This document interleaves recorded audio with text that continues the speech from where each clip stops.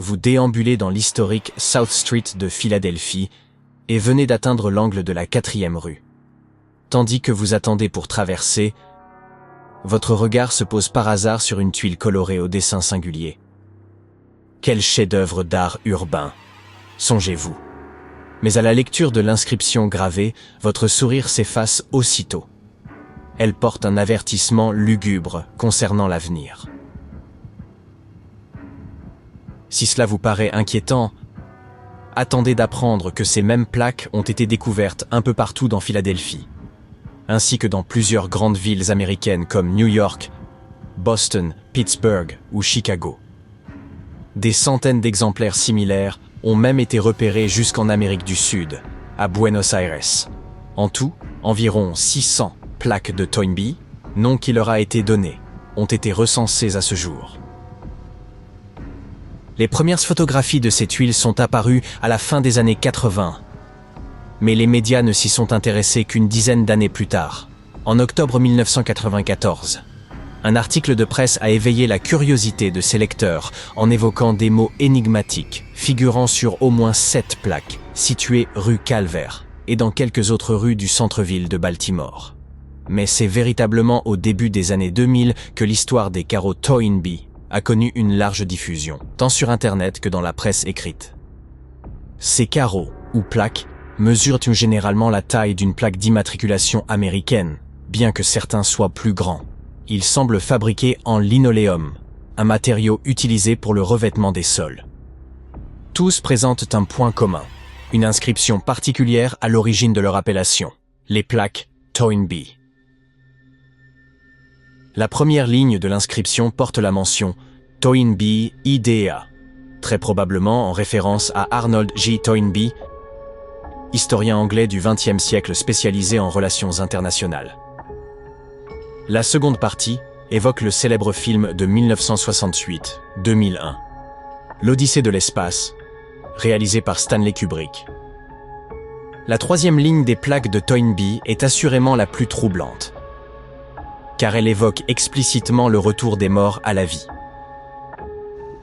Ce simple énoncé glace le sang de tout promeneur qui croiserait fortuitement l'un de ces carreaux.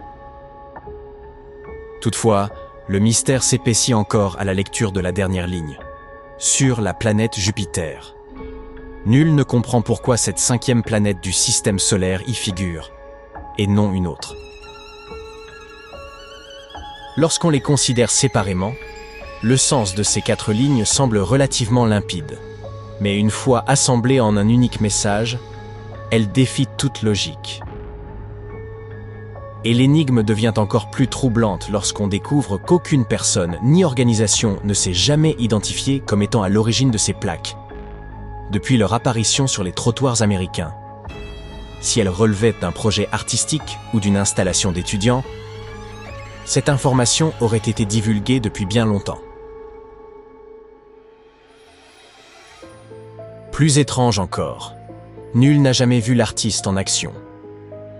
Bien que ces carreaux soient implantés dans des lieux très fréquentés, traversés chaque jour par des milliers de piétons et de véhicules. Et compte tenu de la méthode utilisée pour fixer solidement une plaque de Toynbee dans le bitume, il paraît invraisemblable que l'opération puisse être menée rapidement, sans éveiller l'attention des passants. En rassemblant les éléments dont nous disposons, on peut déduire qu'une fois la plaque confectionnée, le carreleur l'enveloppe dans un papier goudronné semblable à celui utilisé dans l'étanchéité des toitures. Il attend ensuite un moment où il n'y a personne dans la rue, souvent à l'aube, pour placer la plaque à l'endroit choisi et la fixer à l'aide d'un adhésif asphaltique. Au fil des jours, les pneus des véhicules pressent lentement la tuile dans la chaussée, y imprimant peu à peu l'inscription.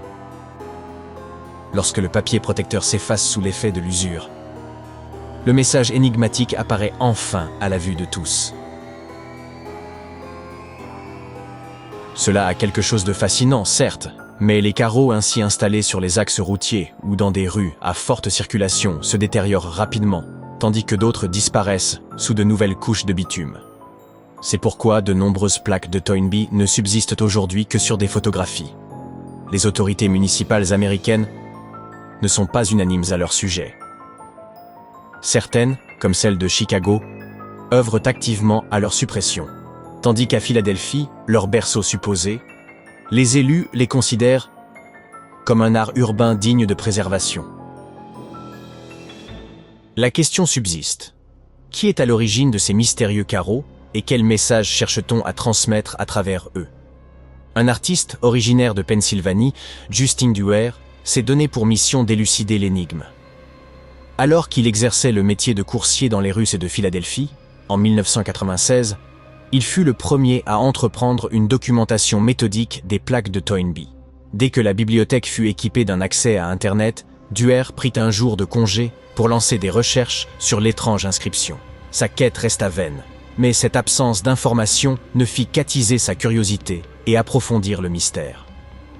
L'essentiel de ce que nous savons au sujet des énigmatiques carreaux de Toynbee, nous le devons aux recherches menées par Duerr et ses collaborateurs, qui formèrent une escouade informelle de détectives pour résoudre l'affaire.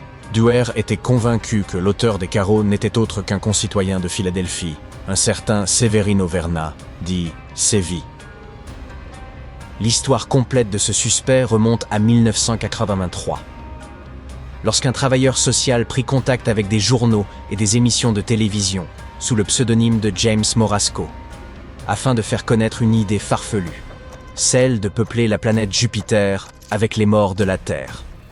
Il affirmait tenir cette idée insolite des écrits du philosophe Toynbee.